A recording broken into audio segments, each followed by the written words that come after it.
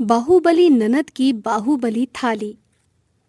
सोनिया एक पढ़ी लिखी समझदार लड़की थी। उसकी शादी कपूर परिवार में हो गई। वहां पर उसकी सास, ससुर, पति और एक ननद मधु थी। अरे माँ, आज तो मैं भाभी के हाथों का ही खाना खाऊंगी। भाभी, मेरे लिए आप जल्दी से कुछ चटपटा बना दो। पर आपने अभी तो खाना खाया था और अब फिर से? माँ, देख लो अपनी बहू को, मेरे खाने पर नजर लगा रही है। अरे बहू, क्यों जबान लड़ा रही हो? जो मांग रही है बना दो। मैं भी तो देखूं कि तू कैसा खाना बनाती है।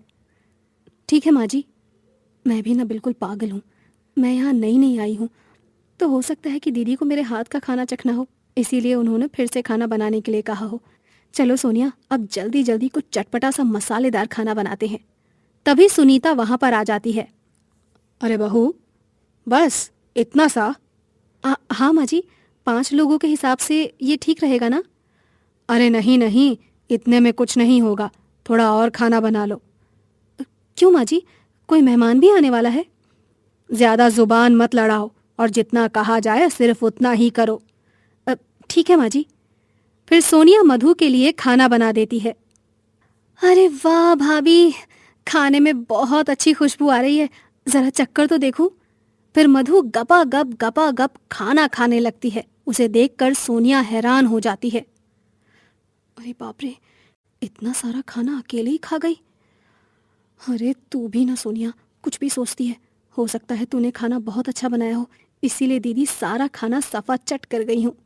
किचन का सारा काम खत्म करके सोनिया उसके कमरे में आराम करने चली जाती है। तभी मधु आवाज लगाती है। अरे भाभी, अरे कहाँ चली गई आप? अरे जल्दी आओ, मुझे बहुत जोर से भूख लगी है। मेरे लिए कुछ बना दो ना। क्या? फिर से कुछ बना दो? अभी तो खाया था। इसका पेट है कि कुआं? इतना तो मैं हफ्ते भर में भी नहीं खाती, जितना ये एक दिन में खा जाती है। अरे अब खुद आ जाओगी या पालकी बुलवाऊं? अब आ रही हूँ दीदी। सोनिया फिर से उसके लिए खाना बनाती है। माँ, वैसे कुछ भी कहो, तुम्हारी बहू खाना तो बहुत ही अच्छा बनाती है। सोनिया को ये सब बहुत अजीब लगता है। फिर मधु सोनिया को हर रोज ऐसे ही परेशान करती है। मैं तो तंग आ गई हूँ रोज रोज खाना बनाकर। दिन भर बस कोई काम नहीं, बस खाना खाना खाना। मैं जैसे यहाँ बहू नहीं, कोई खाना बनाने वाली हूँ। भाभी, एक रोटी ले आना। इतना तो कोई पहलवान भी नहीं खाता होगा जितना मेरी ननद खा जाती है। मेरी बाहुबली ननद को बाहुबली जैसी ही थाली चाहिए होती है। अरे भाभी, और कितना वक्त लगेगा? लाई बाहुबली ननद जी। अब अरे मेरा मतलब है कि दीदी, ये लीजिए आपकी गर्मा गर्म रोटी। और कुछ चाहिए? नहीं नहीं, बस आज तो कुछ ज्यादा ही खा लिया है, अब नहीं खा पाऊंगी। बस अब एक कटोरी खीर दे दो और कुछ गुलाब जामुन दे दो, बस और कुछ नहीं।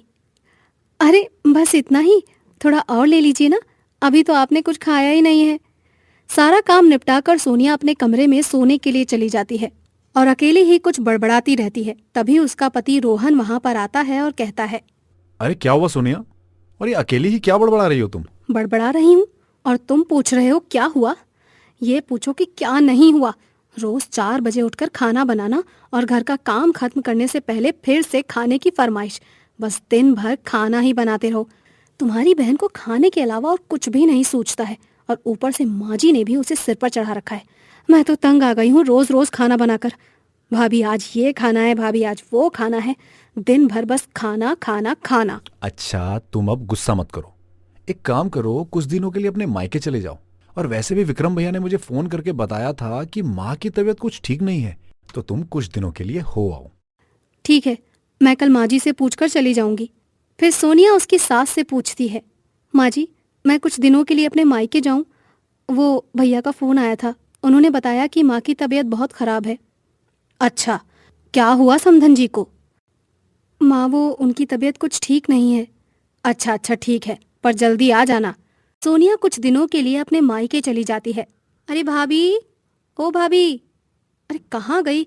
देखो मैं कुछ सब्जियां लेकर आई हूँ, और मेरे लिए आज मंचूरियन और नूडल्स भी बना देना। और जल्दी करना, बहुत जोर से भूख लगी है। अरे ओ महारानी, तेरी भाभी नहीं है आज। जो भी खाना है जाकर खुद बना लो। क्या? भाभी नहीं है? कहाँ गई? अरे अपने मायके गई है, उसकी माँ की तबीयत कुछ ठीक नहीं है। अच्छा तो आप ही बना दो ना मेरे लिए, माँ जल्दी बना दो, वैसे भी मेरे पेट में चूहे दौड़ रहे हैं। देख बेटा, मेरी कमर बहुत जोर से दर्द हो रही है, तुझे खाना हो तो खुद बना ले, नहीं तो बाहर जाकर खा ले। पर मैं तो तेरे लिए खाना नहीं बना सकती हूँ, वैसे भी तुझे 4 लोगों का खाना एक ही बार में चाहिए होता है। मैं इतना खाना नहीं बना सकती हूँ तेरे लिए। अरे पर भाभी नहीं थी ना, तब भी तो बनाती थी ना आप। अरे तब की बात कुछ और थी, पर अब मेरी कमर बहुत दर्द होती है। सुनीता सबके लिए रात का खाना बना देती है। बेचारी बहू, जाने अकेले ही इतना काम कैसे करती होगी। मैं तो एक ही दिन में थक गई हूँ। बहू सच ही कहती है कि मधु को एक बाहुबली जैसी थाली चाहिए। मैंने भी इसे सिर पर चढ़ा रखा है, ना जाने इससे शादी कौन करेगा। दूसरी तरफ खा खा कर मधु का पेट भी बढ़ने लगता है। अगले दिन, माँ अब तुम भाभी को बुला लो, वैसे भी मुझे तुम्हारे हाथ का खाना अब अच्छा नहीं लगता। भाभी खाना बहुत अच्छा बनाती हैं, वो खाना बनाती है ना तो मैं एक रोटी ज्यादा खा जाती हूँ। और देखो, तुमने तो मुझे 2 दिनों में ही दुबला कर दिया है। क्या दुबला कर दिया? अरे दुबली तो मैं हो गई हूँ तेरे लिए खाना बनाकर। तभी सोनिया वहां पर आती है। अरे बेटा सोनिया, तू आ गई? कैसी है तेरी माँ की तबीयत? हाँ माँ जी, अब माँ की तबीयत में सुधार है। अरे भाभी, चलो अब तुम आ ही गई हो तो मेरे लिए खाना बना दो, देखो माँ ने मुझे कितना दुबला कर दिया है। हाँ दीदी, आप तो इतनी दुबली हो गई हो कि मुझे दिखाई ही नहीं दे रही हो। सुनीता और सोनिया दोनों हंसने लगती हैं। सोनिया मधु के लिए खाना बनाने लगती है। तभी वहां उसकी सास सुनीता भी आ जाती है। अरे बेटा सोनिया, तू अकेले ही काम कर करके थक जाती होगी ना। मुझे तो 2 दिनों में ही थका दिया है इसने। ना जाने तू इतना सब कुछ अकेले कैसे कर पाती होगी। मुझे तो डर लगता है कि खा खाकर इसका वजन भी तो कितना बढ़ रहा होगा। सोनिया मधु के लिए खाना लेकर जाती है। तभी मधु अचानक से चक्कर खाकर गिर जाती है। अरे मधु बेटा, अरे क्या हुआ बेटा? मैं डॉक्टर को फोन करती हूँ माँ जी। मधु इतनी भारी होती है कि वो सोनिया और सुनीता दोनों से नहीं उठ पा रही थी।